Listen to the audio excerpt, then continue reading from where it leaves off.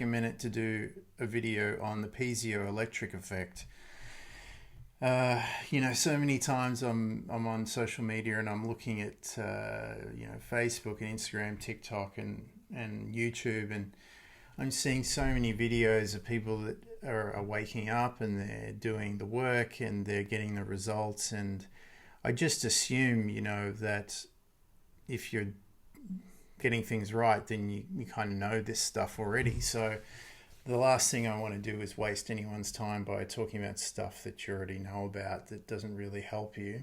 But one thing that came up just today actually was the piezoelectric effect. And basically how we got to this was a friend of mine was getting into lucid dreaming and started to get messages through their dreams about ancient civilizations, Mesopotamia, Atlantis, ancient Egypt, and they're being shown all these symbols, and they're being educated and talked to, and perhaps even attending lectures in these dream realms, and they're waking up and they're getting vague memories and, coming back and saying, hey, I saw this in my feed, I saw this that reminded me of an image in my dream.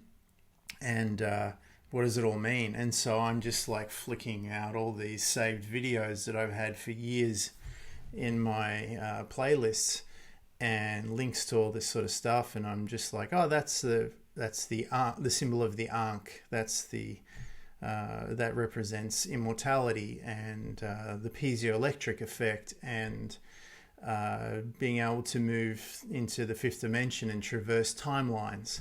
And they're like, what? And so I'm like, oh, okay, sorry, I thought you understood this stuff already. And they're like, oh, I've touched on it, I've had a little bit of insight, but can you tell me more? So here's a quick video just to give you a bit more idea. So the Ankh symbol is like a cross with the plume shape over the top. You would have seen this. It's like very common in Egyptian history, religion, and things like that. And when you look at, I've got an image here that I can post up with this video.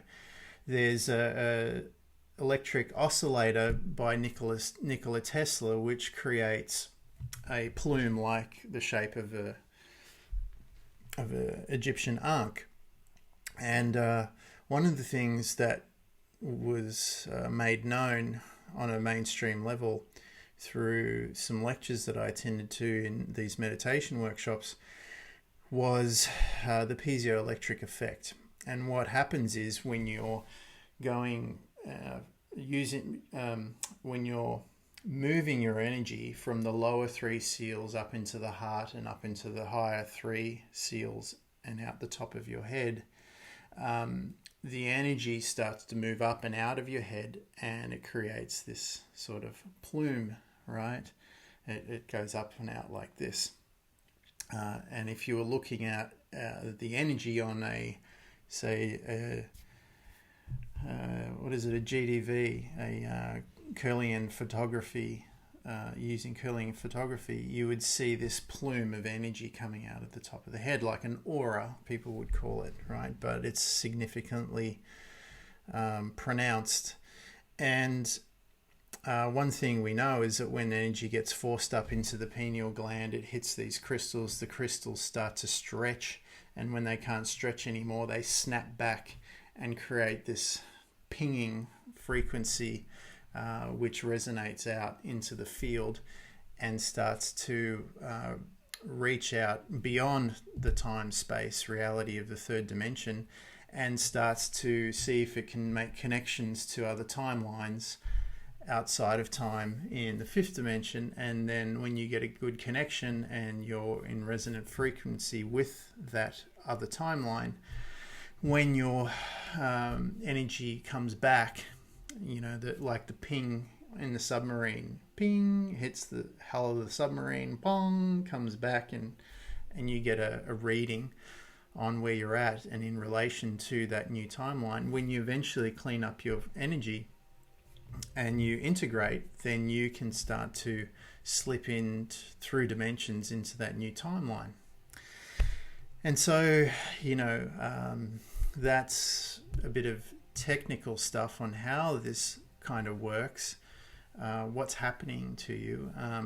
And of course, you know, this technology that, you know, Nikola Tesla did, and pretty much every technology that we've got, is all based loosely on what we as the bioenergetic system, the technology, the biotechnology of being a human being, being an energetic being having a human experience, is all based on what we can do when we wake up to being able to do it.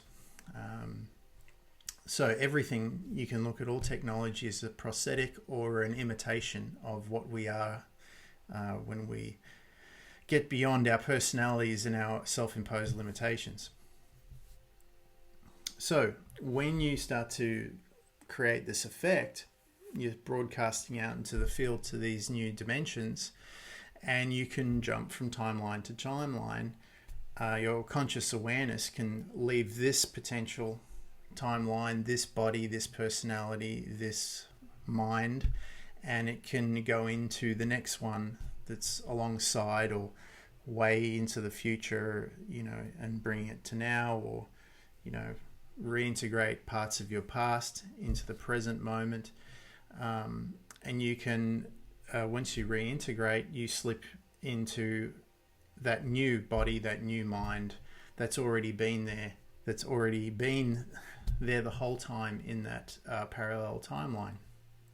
Okay, and so it's a good concept to think about. It's a good thought experiment to allow your mind to jump around in these different timelines. And so where the immortality part comes into it, which is a subject I touched on in one of the videos, one of the workshops we did last month before, I think it was. I'm not really sure exactly when it happened in time in this timeline, but it did happen. I know it did, because we're having the effects of that workshop impacting this particular moment in time now. And so what happens is, when you start to learn how to jump from one to the next continuously, and we're always doing this all the time on subtle levels, but once you get better at it, you can get more skilled at it, you can get more precise, you can jump further. For example, you can jump farther across, you can, you know, jump in all directions basically, and bring that energy into your present moment now, changing the moment now. And when you're doing this repeatedly over time, then you realize your conscious awareness spends more time out of time and in between, traveling in and out of these different versions of you in these different timelines. And so the idea of quantum immortality is that when you're, at least from my perspective, is that when you start to step out of time, then you cease to age, because there's no reference in time for you to know how long you've been there. So how do you know how far to age? You know, how do you know how old you are biologically, chronologically? And so you can jump around continuously, and with a bit of intention and skill. Now, science is starting to verify that you can regress your biological age. You can freeze it in a moment. You can accelerate it if you want to. And so one of the lines in this lecture on immortality was that, you know, for you to live forever from this point on, all you have to do is regress your age back 1 year every year. And so, you know, it's not this really obvious thing. It's kind of creeps up on you, and you're going to go like, well, it's not until I look back at old videos or photos that I can see the changes physiologically that happen. Because every day I wake up and look in the mirror, I go to the bathroom, I look in the mirror, and it's kind of the same thing, you know, little changes here and there, but it's still me, so to speak. And so over time, each time you make a jump, the differences are so subtle, you're probably not going to notice until you look back on all the changes and jumps that you've done to cultivate to the point to where you are now. So that's a little insight on the piezoelectric effect. Obviously you can Google this, get more details. I'm not a engineer or a electrical engineer or a technician officially, so I'm just a hobbyist in this sort of field, but there's so much information you can glean online. There's so many videos to really get deeper into this subject. But basically what you're doing is you're becoming a transducer of these different frequencies, and then you're anchoring them, integrating them, and grounding them into the particular time space that you happen to inhabit at that particular moment in time. And when you're just like traveling around the world, going from airport to airport and in and out of taxis and buses and planes, trains, automobiles, walking and moving around through space, when you move your energy